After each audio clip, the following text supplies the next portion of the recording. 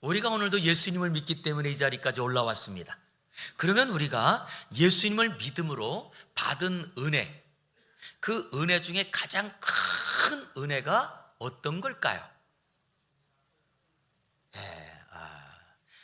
정답을 딱 말씀해 주셨는데요, 우리가 지은 모든 죄를 다 용서함 받은, 죄사함 받은 은혜입니다. 그러기에 오늘 본문 7절에서 이렇게 말합니다. 우리는 그리스도 안에서 그의 은혜의 풍성함을 따라 그의 피로 말미암아 속량 곧 죄사함을 받았느니라. 자, 그런데 그래 내가 이렇게 죄사함 받은 거 큰 은혜야 라고 알고 있는데요, 직접 제가 이렇게 같이 성도들하고 나누고 또 공부하면서 그러면 본인이 지은 죄가 뭐예요? 그러면 글쎄요, 별로 생각이 안 나기도 하고요. 그리고 또 그렇게 내가 지은 죄는 큰 죄 같지 않은 거예요. 다른 사람의 죄는 굉장히 심각한 죄 같고 내가 지은 죄는 별로 그렇게 심각한 죄는 없는 것 같은 거예요. 그러다 보니 하나님의 은혜가 사라집니다.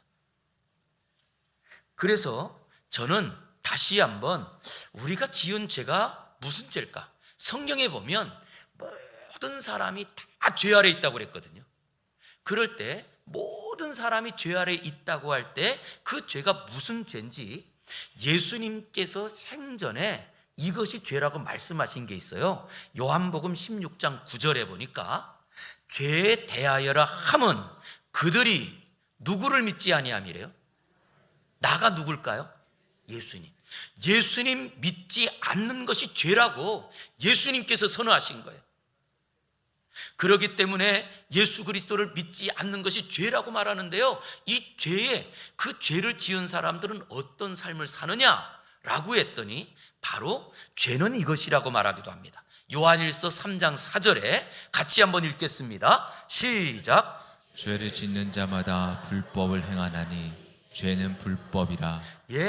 죄를 짓는 자마다, 예수 그리스도를 믿지 않고 사는 사람마다 불법을 행하는데 죄라는 것은 불법이다.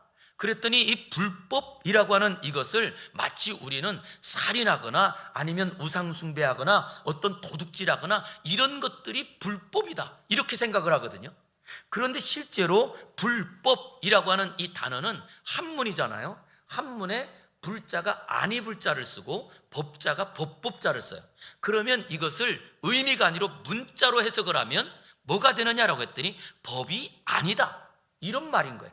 그런데 이게요, 어디에 나와 있냐면 원래 성경이 이 원어가 있잖아요. 우리나라 말이 아니고 헬라어로 되어 있는데 헬라어의 불법이라는 단어가 아노미아라고 되어 있어요. 아노미아.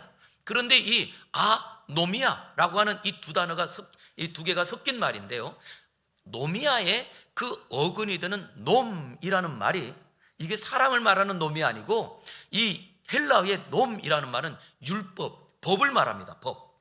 그런데 그 법의 앞부분에 A자가 붙는데요, 이 아자가 탁 붙으면 아는 노 이런 말이에요. 노. 그러니까 다른 말로 말하면 이 해석은 불법이 아니고 법이 아니다, 법이 없다, 그러기에 무법이라고 말하는 게 더 정확할 거예요. 죄는 뭐냐? 법이 없는 게 이게 죄라는 거예요. 그랬더니 실제로는 우리는 법이 없는 상태, 그럼 무법천지라고 하잖아요. 그럼 무법천지에 어떻게 살죠? 그랬더니 사람들이요, 무법천지에는요 자기의 생각에 옳은 대로 살아갑니다. 무법천지에는. 그리고 자기 마음대로 살아갑니다. 자기 고집 갖고 살아갑니다. 이것이 죄라는 거예요. 그래서 예수 그리스도를 믿지 않는 사람들은 어떻게 사느냐? 예수 그리스도를 믿지 않는 죄인들은 다 자기 고집대로 살고 자기 마음대로 살고 자기 생각이 최고인 줄 알고 산다는 거예요. 그런데 신기한 일이 하나 있습니다. 우리가 지난주에 같이 말씀을 나누면서 우리가 하나님의 말씀대로 사는 게 은혜라고 했거든요. 그런데 실제로 우리가 하나님 말씀에 순종하고 사는 게 은혜라고 하면서도 진짜 나의 행복은 내 뜻대로 내 맘대로 하는 게 행복이라고 생각하는 분들이 너무나 많아요. 얼마나 이상한가요? 우리가 오늘도 이 자리에 예배하는 이유는 내가 하나님을 섬기고 하나님의 말씀을 따라 살겠습니다라고, 그것이 은혜라고 우리가 고백을 해요. 그래서 아까 찬양대에서도 하나님과 함께 사는 것이 이게 우리의 삶의 감격이고 은혜라고 찬송을 했는데, 실제 우리의 마음에는 내 마음대로 하는 게 행복이라는 거예요.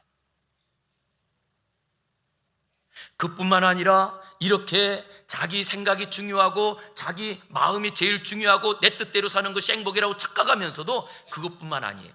죄는 뭐냐 하면, 예수 그리스도를 믿지 않는 사람들은요, 하나님을 믿는다고 하면서도요, 앞날이, 하나님을 믿으면 내 앞날은 내 뜻대로 돼요, 하나님 뜻대로 돼요?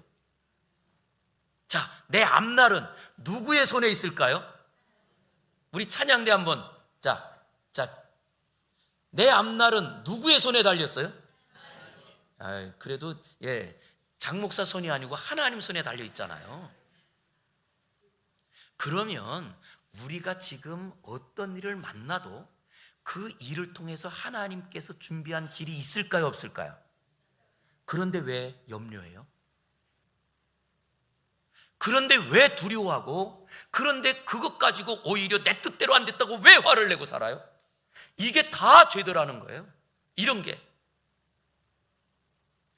그러기에 실제로 이 땅을 살아가면서 사소한 일에도 불안해하고 두려워하는 모든 것이 죄입니다. 아니, 모든 인류가 이미 죄 아래에 갇혀서 자기가 최고인 줄 알고요, 자기 생각이 이루어지는 것이 행복이라고, 자기 중심적인 가치관, 이것이 최고라고 우리의 삶이 변한, 이것이 죄라고 말하는 거예요. 결국 지금도 우리는 하나님 믿는다고 하면서도 두려워하고 걱정하고 불안해하고 화내고, 이게 우리의 일상이잖아요. 그러기에 바울 사도가 우리의 상태를 이렇게 말했습니다. 왜 이러느냐라고 했더니, 에베소서 2장 3절에 전에는 우리도 다 그 가운데에서 우리의 무엇을 따라 지내요? 육체의 욕심을 따라 지냈대요. 그리고 육체와 마음의 무엇을 따라서요? 원하는 것을 행하여 다른 이들과 같이 본질상 진짜 진노의 자녀였다는 거예요. 그런데 여기 보세요. 뭐라고 소개하느냐? 육체 욕심을 따라, 내 욕심을 따라 살고 내가 좀 더 높은 자리에 올라가고 내가 원하는 것을 따라 살려고 했던 이것이 죄요. 아니, 내 마음에 원하는 것을 따라서 내가 살았던 우리의 모든 그냥 되어지는 대로, 그리고 주어지는 것 따라서 그냥 좋은 일 있으면 웃고 슬픈 일 있으면 그냥 울고 두려워하고 이렇게 살았던 모든 것이 죄인데, 그 죄로 말미암아 진노의 자녀가 됐다는 거예요. 그런데 이 진노라고 하는 이 말은요, 다른 말로 말하면 하나님의 심판의 대상이 되었다는 겁니다. 즉, 우리가 재판장에 갔을 때 하나님이 심판하는데, 하나님이 재판할 때 우리가 받을 결과는 사형, 여기에 벗어나는 법이 없다는 거예요. 그런데 이 사형이라는 이 말이 어떻게 들어왔느냐? 로마서에서 바울 사도가 이런 말을 해요. 로마서 5장 12절 같이 읽어보겠습니다. 시작. 그러므로 한 사람으로 말미암아 죄가 세상에 들어오고 죄로 말미암아 사망이 들어왔나니, 이와 같이 모든 사람이 죄를 지었으므로 사망이 모든 사람에게 이르렀느니라. 그것이 언제부터냐? 한 사람 아담으로 말미암아 세상에 죄가 들어오고 죄로 인하여 우리에게 사망이 들어왔는데, 이와 같이 모든 사람이 죄를 지었고 예수 그리스도를 믿지 않고, 그리고 믿는다고 하면서도 여전히 자기 인생은 자기 것인 줄 착각하고 살아가는 이 일로 인하여 이제는 죄를 지었으므로 사망이 모든 사람에게 임했다는 거예요. 그래서 로마서 6장 23절은 말합니다. 죄의 싹슨, 죄의 결과는 사망이라. 그리고 우리는 모두 죽어 마땅한 사람이라는 거예요. 그러면 이 사망의 권세를 무엇으로 우리가 막을 수 있죠? 죽음이 오는 것을 막을 수 있나요? 아니, 무엇으로 이 죽음을 우리가 바꿀 수 있죠? 돈으로 될까요? 아니, 우리가 건강을 유지하기 위해서 좋은 거 먹으면 될까요? 이 사망의 권세를 막을 수 있는 법이 없다는 거예요. 왜냐? 우리가 잘 알고 있는 율법에 이런 말이 있습니다. 눈에는 뭐예요? 잘 아시네요. 이에는 이 이야기가 죽음은 죽음밖에 이걸 바꿀 수 있는 게 없다는 거예요.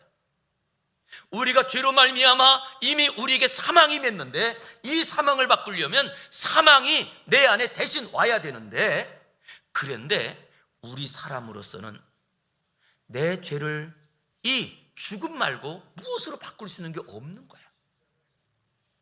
그럴 때 하나님께서 예수 그리스도를 보내주셔서 우리 죄를 대신하여 십자가에서 죽으셨다는 거예요. 그러기에 우리가 찬송할 대상이 있다면 예수님인 거예요. 아니, 우리가 기뻐하고 감사할 분이 있다고 한다면 오직 예수님밖에 없는 거예요. 우리가 예수님 때문에 오늘도 우리가 살아났습니다. 죽을 수밖에 없는 인생이지만 오늘도 살게 되었고, 아니 오늘도 이 아침에 우리가 예배하는 것도 예수님의 은혜요. 아니 우리가 숨을 쉬고 추위를 느끼고 복음을 위해서 살아갈 수 있는 모든 것, 이것이 바로 예수님의 십자가로 인한 우리의 받은 은혜인 줄 믿습니다. 그래서 바울 사도가요, 이 은혜의 감격을 전하면서 에베소 교인들에게 편지를 써요. 그래서 편지를 쓰면서 1장 3절에 뭐라고 하느냐라고 했더니 이렇게 고백하는 거예요. 찬송하리로다 하나님 곧 우리 주 예수 그리스도의 아버지께서 그리스도 안에서 하늘에 속한 모든 신령한 복을 우리에게 주셨다.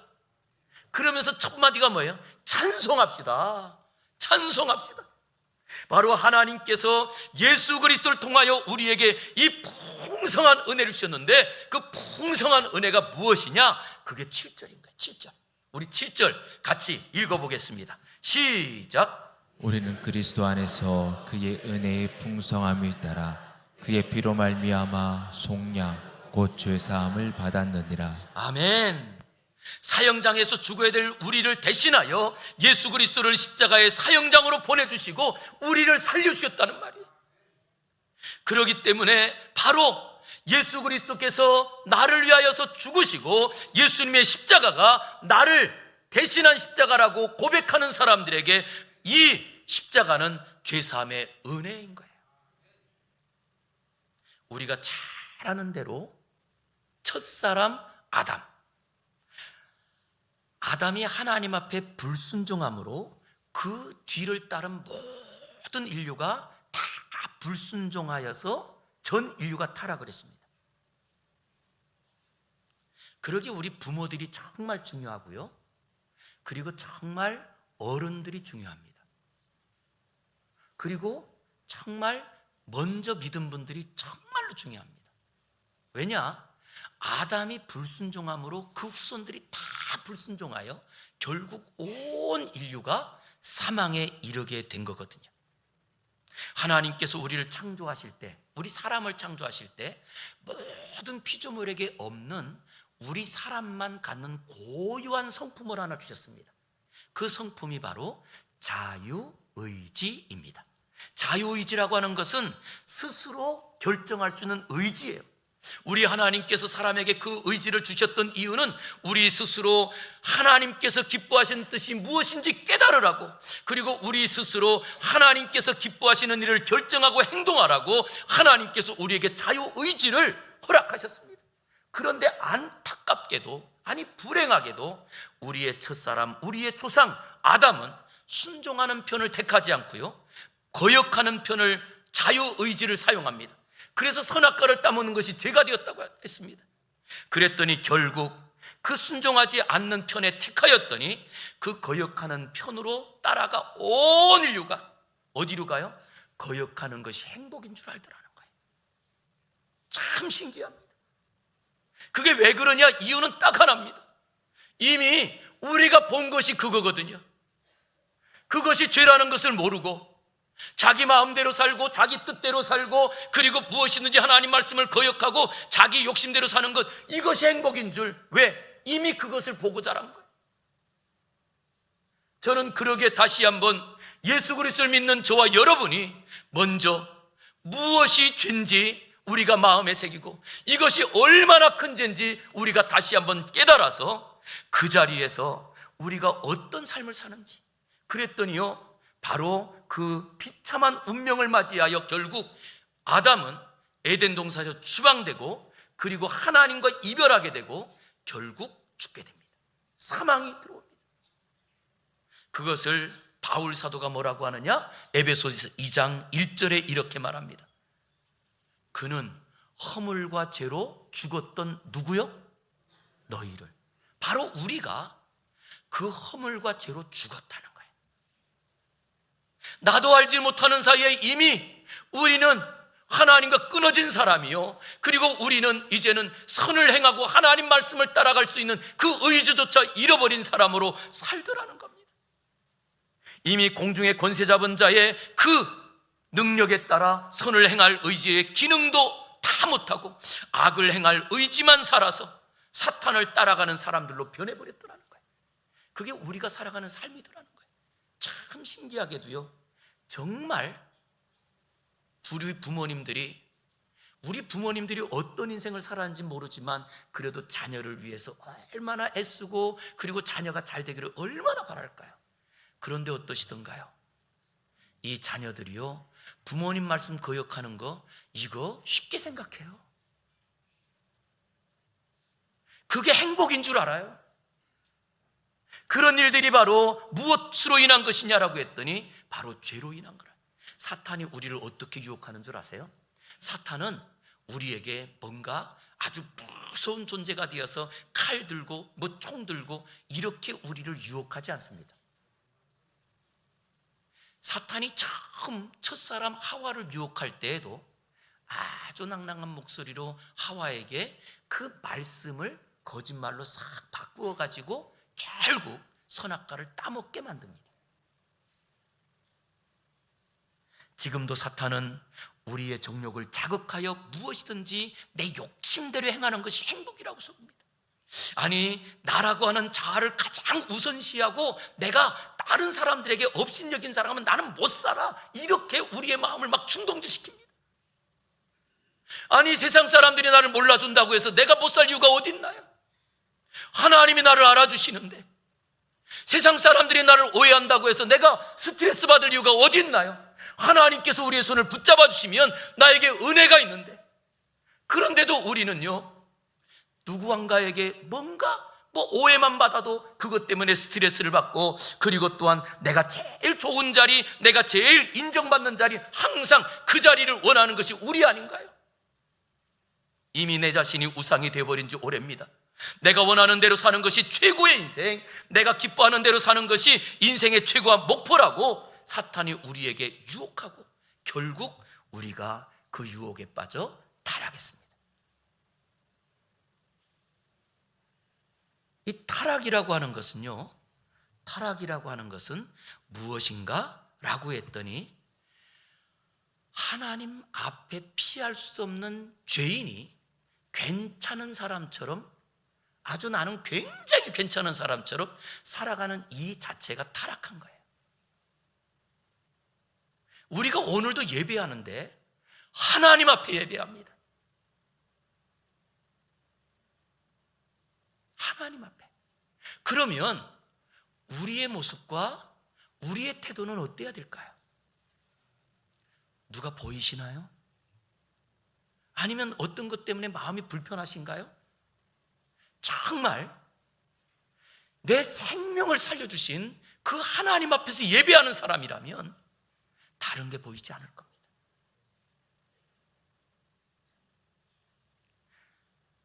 이미 우리가 이 사탄의 유혹으로 완전히 자기 중심에 빠졌고, 그리고 또한 나 중심으로 내가 하나님처럼 돼버린 이 상태에서 우리가 스스로 그 죄에서 빠져나올 수 있는 능력이 있을까요? 우리는 말합니다. 착하게 살면 그러면 되겠지. 아니, 죄 지은 사람이 감옥에 갔다 오면 되겠지. 그렇다고 해서 죄가 없어질까요? 죄라는 거는요, 나한테 범하는 죄가 아닙니다. 그러면 죄라는 것은 다른 사람에게 범하는 죄일까요? 그것도 아닙니다. 죄라는 말은요, 하나님께 범하는 악한 일입니다. 하나님께 범하는 악한 일이에요. 그러면 이 죄는 하나님이 해결해야지만 되는 일이지 사람하고 용서했다고 이게 해결되는 게 아니더라는 거예요. 내가 뉘우친다고 해결되는 것도 아니더라는 거예요. 그렇기 때문에 하나님과 관계없이는 우리 스스로 독립적으로 이 죄 문제를 해결할 수 없더라는 거예요. 그런데 그럼 우리 하나 생각해 볼게요. 오늘 이제 우리 예배당이 좀 더운가요? 아니면 오늘은 좀 눈 감고 계신 분들이 몇 분 더 보여서, 자, 그래서 너무 따뜻한 것보다는 좀 추운 게 좀 좋겠다 싶기도 하네요. 자, 그런데 여러분 생각해 보시기 바랍니다. 그러면 이 죄 문제를 내 스스로는 해결을 못해요. 왜? 하나님과의 관계에서 하나님께 약한 일을 한 거기 때문에. 그러면 하나님께서는 이 죄를 해결하는 게 쉬운 일일까요? 우리는 생각합니다. 우리 하나님은 전지전능하신 하나님이기 때문에 죄 용서하는 문제는 쉬울 거야. 아닙니다. 우리가 창세기 보면 하나님께서 그 전능한 능력을 가지고 천지 만물을 창조하실 때 만물을 말씀으로 창조하셨으니까 쉬워 보이잖아요. 그런데 여러분, 이게 쉬운 일이에요? 우리 하나님께서는 정말 불가능한 일을 행하신 거거든요. 빛이 있으라 라고 하심으로 그 한마디에 빛이 있어 보시기에 좋았더라. 그리고 물을 이제는 수면에서 위의 물과 아래 물로 나누어서 하늘과 바다를 만들어라 라고 했더니 하나님 말씀대로 하늘과 바다가 만들어집니다. 모든 자연 만물은 하나님 말씀 한마디로 창조가 되었어요. 그런데 우리 인간의 죄를 다루는 문제는 하나님 말씀 한마디로 안 되는 거예요. 왜? 라고 했더니 이유가 있습니다.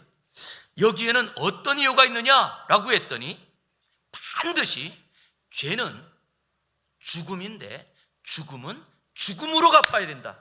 이게 율법이거든요. 아까 말씀하신.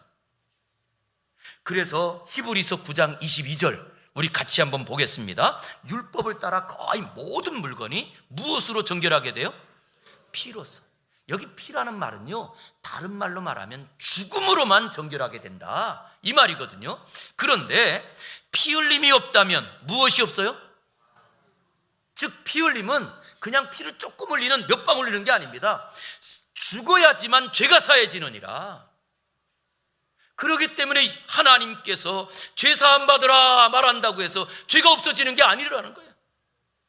그래서 하나님께서 이 죄를 사해 주시기 위해서는 죄인 대신에 누군가가 죽어야 되는데, 그런데 이 땅에 그 어떤 사람도 내가 누구를 위해서 죽겠습니다라고 죽어도 그거는 자기 죄 때문에 죽는 거지 그 사람의 죄가 없어지지 않는 거예요.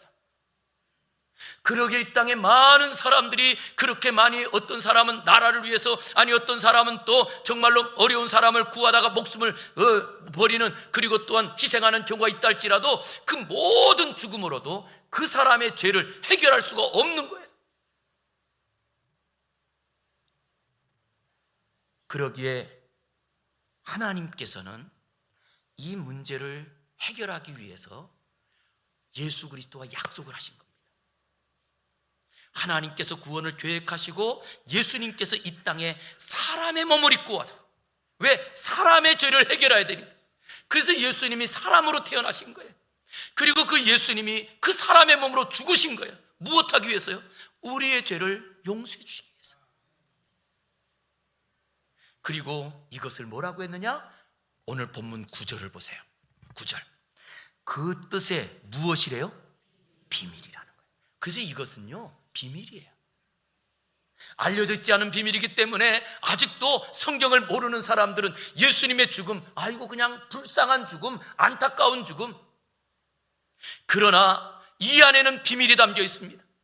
우리는 알지 못하는 하나님께서 예수님과 함께 약속하신 예수님의 그 십자가로 인하여 우리의 모든 죄를 다 하실, 그것을 무엇 하셨느냐라고 했더니 그 다음 또 9절 뒷부분에 이렇게 말합니다. 그 뜻의 비밀을 우리에게 알리신 것은 그의 기뻐하심을 따라 그리스도 안에서 때가 찬 경륜을 위하여 무엇한 거래요?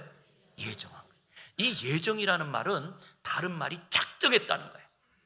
많은 분들은 이것을 오해하기도 합니다. 예정이라는 것은 누구 장집사를 구원하고 김집사는 구원하지 않기로 하나님이 예정했대, 이런 말이 아닙니다.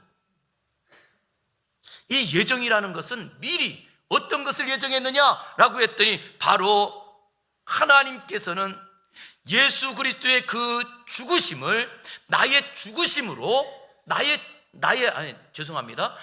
죄사함으로 믿는 사람만 구원하기로 하나님이 이미 예정하셨더라는 거예요. 그래서 예수님을 믿을 때마다 예수님의 그 죽음은 나의 죄를 용서하는 죽음입니다. 믿는 사람만 구원받고 모든 죄를 사함받도록 하나님께서 이미 기쁘신 때대로 정하셨더라는 거예요. 저는 그러기에 이 시간에 예수님의 죽으심은 나의 죄 때문이라고 고백하는 우리 모든 성도들에게 이 죄사함의 은혜가 넘치기를 주의 이름으로 축원합니다. 그러면요, 바로 예수 그리스도의 이 죽으심은 우리가 무엇하는 거냐 하면, 이제부터는 내가 마치 목사가 지금 무엇 입었어요? 가운을 입었잖아요. 그랬더니 이 가운 안에 뭐가 있는지 보이세요? 안 보이죠? 가운만 보이잖아요. 그래서 참 그래도 가운을 입는 것이 감사한 것이, 아이고 목사님이 또 뭐 입었구나, 이런 게 안 보이니까 좋아요. 그런데 이것처럼 바로 예수 그리스도로 옷 입는다는 거예요. 우리가 예수 그리스도로. 그래서 이제부터는 내가 사는 것이 아니요 예수님의 모습으로 살고, 그리고 이제는 내가 사는 모든 자리에 예수님처럼 살아가는 겁니다. 그러기에 우리가 이 시간 죄인이라고 고백하는 순간에, 그리고 또한 예수 그리스도의 죽음을 나의 죄를 사함받기 위한 것으로 고백하는 그 순간에 예수 그리스도의 이 의로운 옷이 우리에게 딱 입혀져서, 그랬더니 그렇게 예수 그리스도로 옷 입은 사람들은 이제는 어떻게 사느냐? 이 죄사함의 은혜를 받은 사람으로 사는데, 여기 아주 중요한 말이 있어요. 죄사함의 은혜를 받은 사람은 히브리서 10장 17절에 이렇게 말합니다. 또 그들의 죄와 그들의 불법을 내가 누굴까요? 하나님입니다. 하나님께서 다시 기억하지 아니하리라. 무엇을요?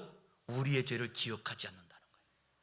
예수님의 죽음이 곧 나의 죄를 위한 죽음이라고 믿는, 죄사함을 받은 사람들은 이제부터 하나님께서 우리의 모든 죄와 우리의 모든 불법을 다 기억하지 않는다는 거예요.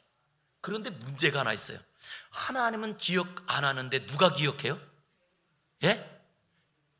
지금도 내가 기억하고, 내가 그때 우리 아이들한테 그때 그렇게 욕을 한 것 때문에 이렇게 되었는지 모르겠고요, 아니 내가 그때 뭐 잘못한 것 때문에 지금 이렇게 되는지 모르겠고요. 하나님은 기억도 안 하는데, 그리고는 혼자 기억하고, 내가 그때 지은 죄 때문에 하나님이 나를 벌 내리시나 봐요. 이렇게 두려워하고 살더라는 거예요. 저는 이 시간에 죄사함의 은혜를 기억하여 예수 그리스도의 죽음이 나의 모든 죄를 이제는 다 용서한 죽음임을 믿음으로, 이제는 하나님 안에서 기뻐하고 살아가는 저와 여러분 되기를 주의 이름으로 축복합니다. 그 사람들은 바로 로마서 8장에서는 이렇게 말합니다. 이제는 누가 고발하리요? 의롭다고 하신 이는 하나님이시니 누가 정죄하리요? 죽으실 뿐 아니라 우리를 위하여 대신 죽으신 분이 예수 그리스도니 우리를 위하여 친히 지금도 간구하시는 분이시니라. 할렐루야. 그렇기 때문에 우리가 죄사함의 은혜를 받은 사람들은 이제는 하나님과 함께 살아가는 사람입니다. 그러기에 우리 사랑하는 성도님들, 우리가 그 죄사함의 은혜를, 이것을 무엇으로 받았느냐? 노력해서 받은 것이 아닙니다. 고발할 사람도 없고 우리를 정죄할 사람도 없는 그 자리에 이것이 죄사함의 은혜더라는 거예요. 이 은혜를 누리는 저와 여러분 되기를 주의 이름으로 축복합니다. 그랬더니 여러분, 이 은혜를 누리면 어떻게 살아요? 기쁘게. 그 이야기를 14절 같이 읽겠습니다. 어떻게 사는지 시작. 이는 우리의 기업의 보증이 되사 그 얻으신 것을 속량하시고 그의 영광을 찬송하게 하려 하심이라. 그의 영광을 찬송하게 하려. 그래서 이 죄사함의 은혜를 받은 사람은요, 늘 입가에 미소가 있고, 그리고 찬송하고 살아요. 저는 정말 이 십자가의 제 목회는 제 스스로 나는 십자가 목회야, 그리고 또 내가 전하는 모든 말씀의 신학은 십자가 신학, 이라고 제가 스스로 생각하고, 그리고 우리 성도님들과 함께 처음에 우리 교회 와서 이렇게 십자가를 가지고 십자가의 길도 만들었지만 늘 십자가를 묵상합니다. 그런데 십자가를 묵상할 때마다요, 정말 제 안에 기뻐요. 왜냐? 내 안에 아직도 욕심도 많고 여전히 내 안에 지금도 내 고집대로 하고 싶은 것들이 있다 할지라도 그 모든 것들을 사하신 예수 그리스도의 십자가가 있기에 내가 살기에, 그래서 우리는 찬송가 있는 것처럼 찬송가에도 이런 가사가 있어요. 금이나 은같이 없어질 보배로 죄사함 받은 것 아니요, 거룩한 하나님 어린 양 예수의 그 피로 속죄함 얻었네.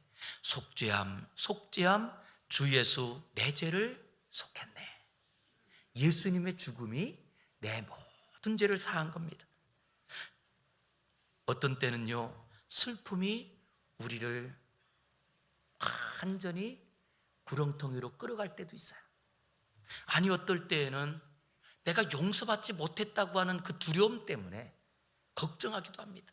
아니, 어떨 때에는 정말 내가 용서할 수 없는 그런 사람을 만나기도 하고 그런 상황을 만나기도 합니다. 그런데 우리가 겪는 모든 일은 잠깐 있다가 없어지는 안개라고 합니다.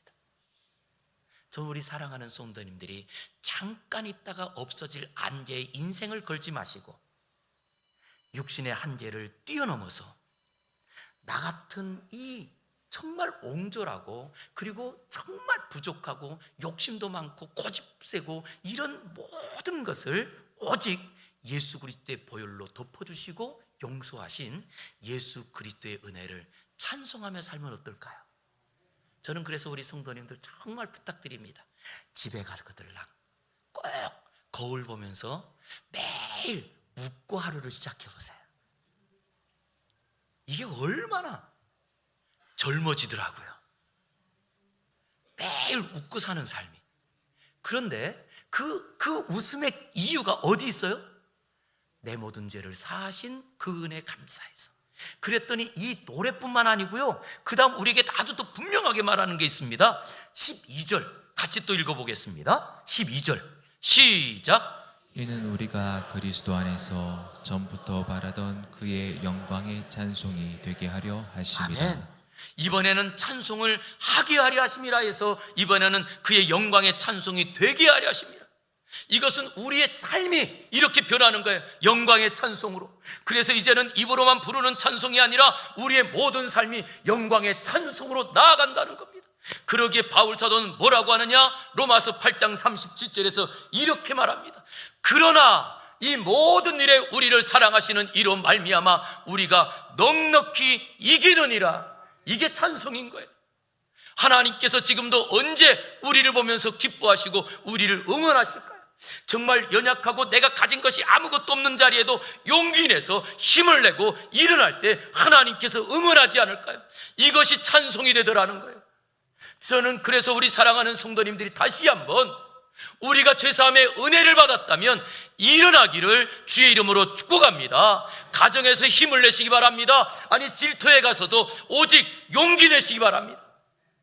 우리가 가진 것이 없지 우리 안에 하나님 아는 믿음이 없나요? 그러게 믿음으로 도전하는 자리 하나님께서는 말씀하십니다. 홍해를 갈라주시고 우리에게 다시 한번 약속의 땅을 부어주시고 만나와 메추라기도 내려주십니다.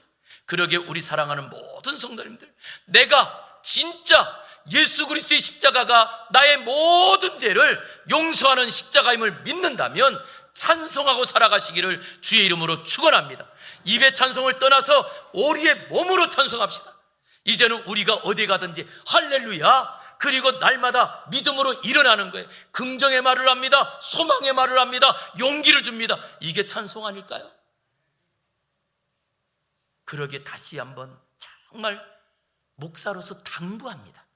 제발 다른 사람 험담함으로 찬송이 거꾸로 변하여 슬픔이 되고 저주가 되지 않도록 입을 조심합시다. 아니, 우리의 몸 전체를 통하여 오직 하나님의 영광이 드러날 수 있도록 우리의 몸을 우리가 늘 어디에 악한 자리에 가고 그리고 하나님 없는 자리에 가는 이런 모든 것들을 절제하여 우리의 몸이 영광의 찬송이 되기를 주의 이름으로 축복합니다. 기도하겠습니다. 거룩하신 아버지 하나님, 우리가 지금까지 살아있는 이유, 죄사함을 받은 사람만 부를 수 있는 노래요, 죄사함의 감격을 가진 사람만 살 수 있는 삶이오니 주여, 다시 한번 주님의 그 은혜와 자유로 일어나게 하시고 이 자유 안에 하나님의 영광이 가정에 임하게 하시고 일터에 임하게 하시고 우리 가평에 부어지게 하여 주시옵소서. 예수님 이름으로 기도 올리옵나이다. 아멘.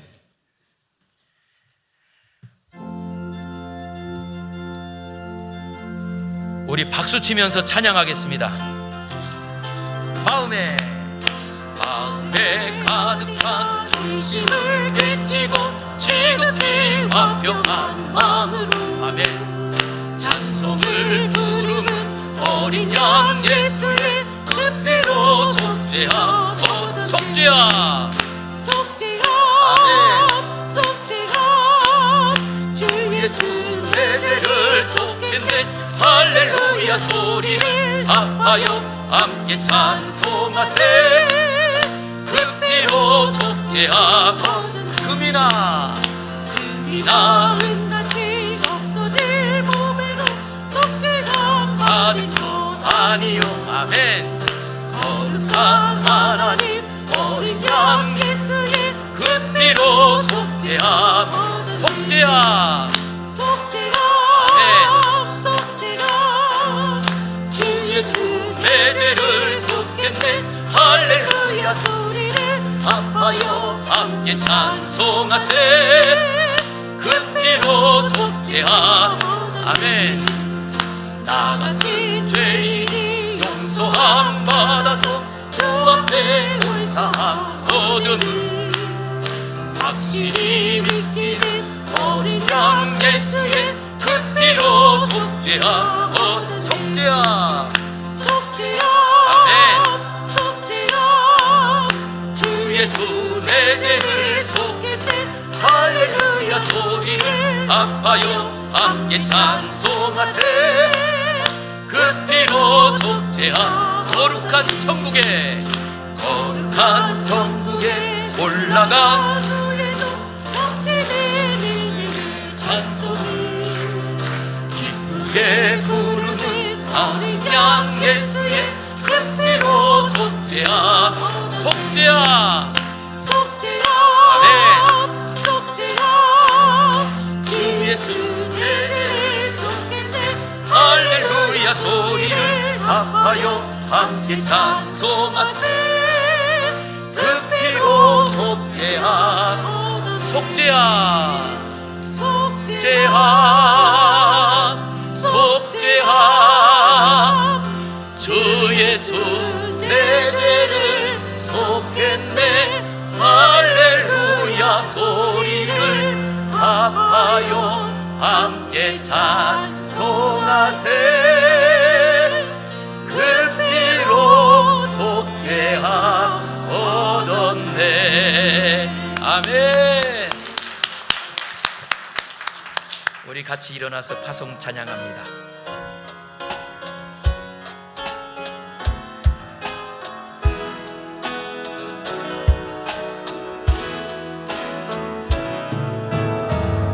세상을 살아가는 동안에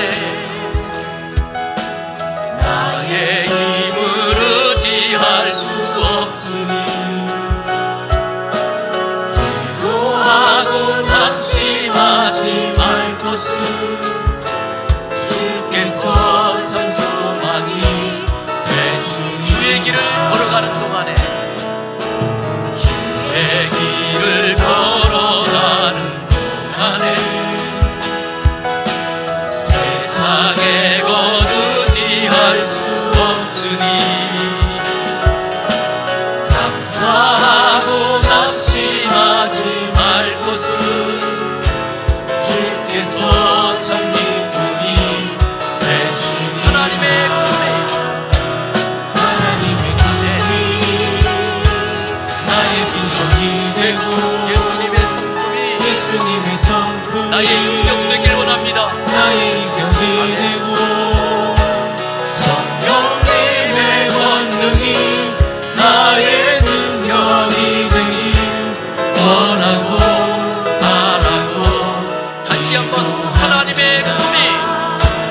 하나님의 꿈이 나의 비전이 되고 예수님의 성품이 나의 인격 되길 원합니다. 나의 아멘. 인격이 되고 성령님의 권능이 나의 능력이 되길 원하고 바라고 기도합니다.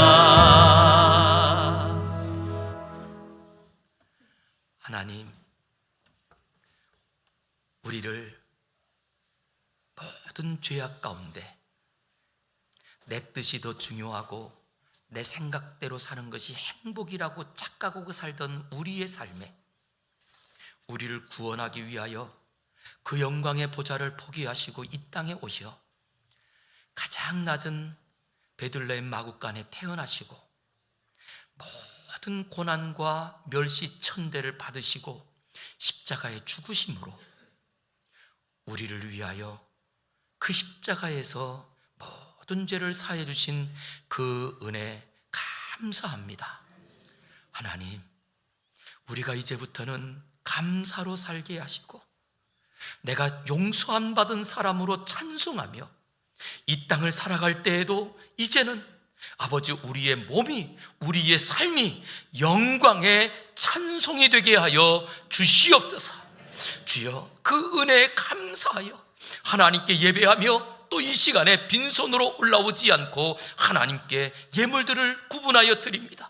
주여, 이 예물을 통하여 아버지 흘러가는 곳마다 아버지 죽음의 바다가 생명의 바다가 되었던 것처럼 우리 가정이 살아나게 하시고 우리 성도들의 일터가 회복되게 하시고 주여, 우리 사랑하는 모든 성도들의 기도로 우리 가평과 우리 대한민국이 복음의 능력으로 다시금 부흥의 역사를 써내려가게 하여 주시옵소서. 하나님, 기도합니다. 아버지 하나님, 땅끝까지 이 복음을 전하는 명령에 순종하며 선교사를 파송하고 후원합니다. 주여, 이 모든 일을 통하여 보내는 선교사들과 아버지 우리 모든 성도들의 가정마다 하나님의 뜻이 이루어지게 하시고 주의 능력이 경험되게 하시고 이 땅에서 무슨 독을 마실지라도 해를 받지 아니하고 아버지 하나님의 거룩한 은혜와 능력을 경험하는 주의 성도들 되게 하여 주시옵소서. 이 시간에 질병을 고치시고 우리의 모든 문제를 해결하여 주시어서 아버지 우리 앞길을 인도하시는 하나님과 함께 찬송으로 승리케 하여 주시옵소서. 예수님의 이름으로 봉헌기도 드리며 지금은 우리를 구원하시고 우리에게 생명 주신 예수님의 은혜와 예수 그리스도의 십자가로 인하여 우리의 모든 죄를 사해 주신 아버지 하나님의 사랑하심과 성령 하나님의 함께 하시며 이제는 사죄함의 은혜로 이 땅에서 찬송하며 날마다 승리의 삶을 살게 하시는 거룩한 교통의 역사가 이제로 영원히 함께 계실지어다. 아멘.